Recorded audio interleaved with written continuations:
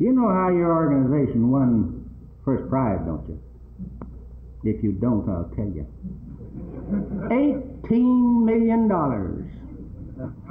to get into a league that's now second place. On the threshold of victory and success, with destiny beckoning to come down the glory road, with many people saying if any indemnity is paid, the National Football League ought to pay the American Football League. Why, what happens? Lamar and his associates agree, and I guess did or will, pay $18 million. Mr. H.L. Hunt, you didn't raise that boy right.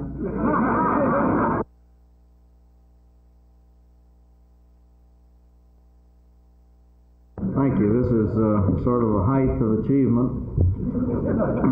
Something you dream about, but don't ever realize that it can happen to you. Unfortunately, 2 years ago, or 3 years ago, I guess it was, I had to be out of town and missed the presentation ceremonies for the award that year. I'm now happy to be getting it, even though it's for the AFL. I guess if you win it twice, does that retire the trophy?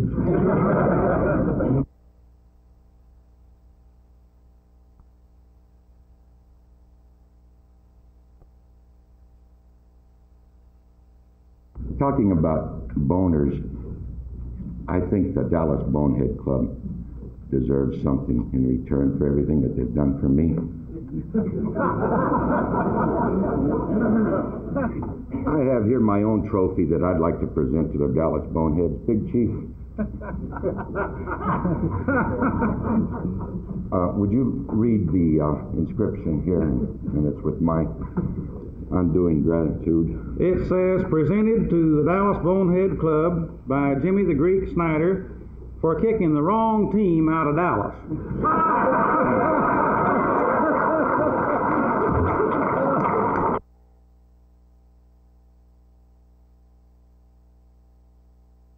The Dallas-Fort Worth area has numerous times been mentioned and numerous times been passed over. What would happen to organized baseball's movement into this area if, again, we were, say, left waiting at the altar? Well, it wouldn't be the end of the world, I don't suppose. It would be disappointing, as it's been in the past. It's kind of an unusual situation. The Dallas-Fort Worth area is looked on with extreme favor by American League baseball ownership in general. And I think the National League ownership the same way, but we've been overlooked in the past when they went to Atlanta or went to Houston or went to Seattle, and it's been somewhat of a frustrating situation. Our greatest shortcoming is the fact that we do not have a completed Major League stadium.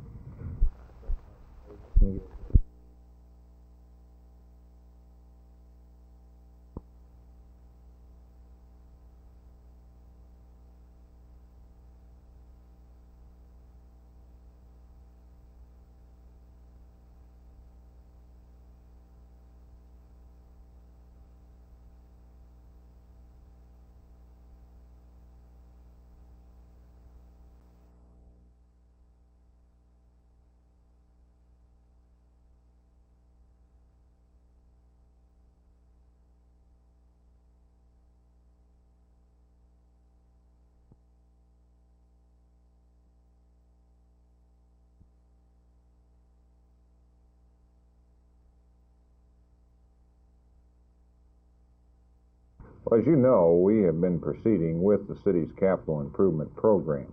We have been able to finance the cash requirements out of this program, for this program, from previous bond sales. However, at the present time, our bond fund cash is depleted. We do have contracts out working and payments to be met on these contracts. Therefore, it is necessary that we proceed with the sale of the bonds to finance the construction contracts now underway. For example, our street construction payment estimates for each month runs about $300,000 to $500,000, depending on the weather. Right now, we have something less than $700,000 in cash remaining in our street bond funds. It will take about 2 months from now to obtain the cash from the sale of bonds, which is proposed for February 18th as the date of the sale, and then it takes about another 30 days to deliver the bonds and receive the cash.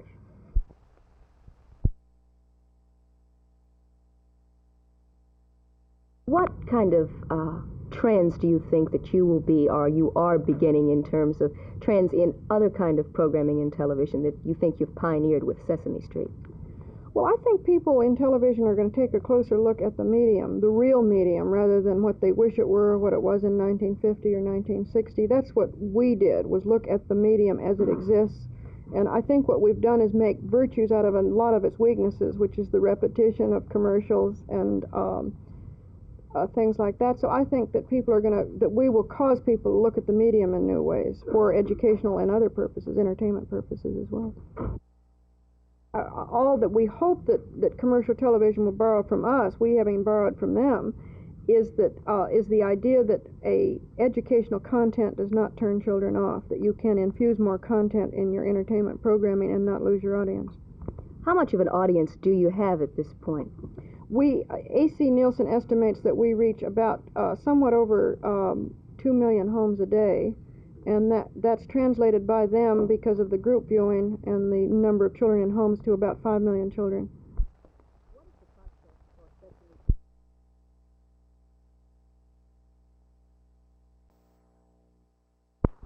You have made some comments about involvement, and right now in the entertainment field, the vogue seems to be get involved, get in a cause, talk a whole lot and loudly.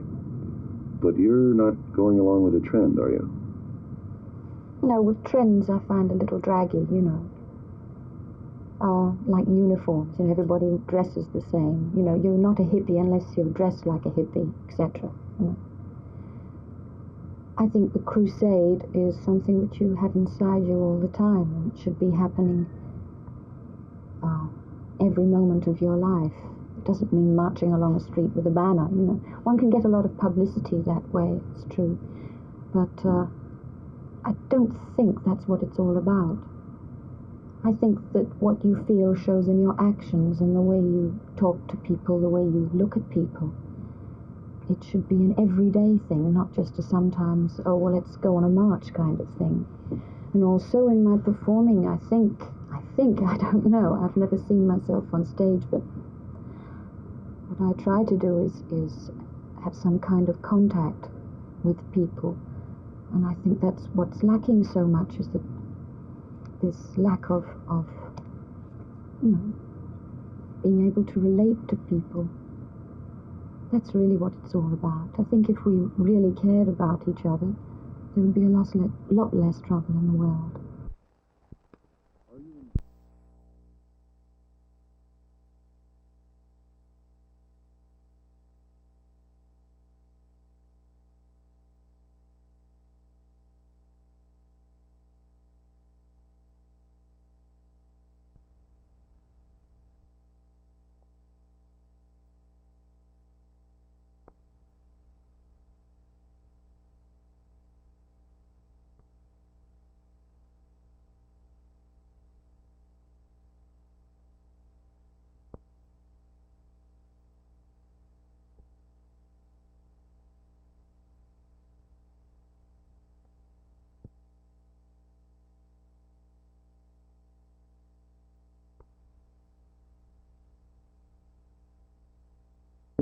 It's Bonehead of the Year.